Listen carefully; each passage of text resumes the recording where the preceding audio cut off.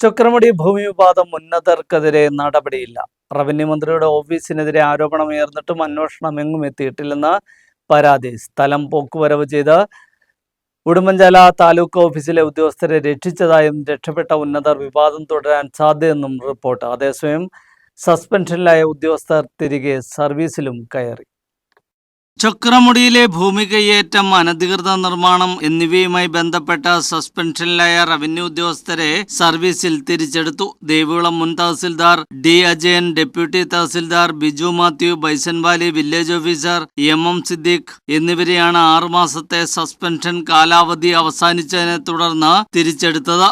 എന്നാൽ ചക്രമുടിയിലെ ഭൂമി അളന്ന് പാറപ്പുറമ്പോക്ക് കൂടി ഉൾപ്പെടുത്തി പട്ടയഭൂമിയുടെ സർവേ സ്കെച്ച് തയ്യാറാക്കിയെന്ന് കണ്ടെത്തിയതിനെ തുടർന്ന് സർവേ വിഭാഗം സസ്പെൻഡ് ചെയ്ത ഉടുമ്പൻചോല മുൻ താലൂക്ക് സർവേയർ RB വിപിൻ രാജിനെ ഇതുവരെ സർവീസിൽ തിരിച്ചെടുത്തിട്ടില്ല. ആലപ്പുഴ ജില്ലയിൽ സൂപ്രണ്ടായാണ് അജയന് പുനർനിയമനം നൽകിയത്. ബിജു മാത്യുവിനെ മലപ്പുറത്തേക്കും എം സിദ്ദീഖിനെ പാലക്കാട്ടേക്കും സ്ഥലം മാറ്റിയിട്ടുണ്ട്. ന്യൂസ് ബ്യൂറോ, രാജകുമാരി.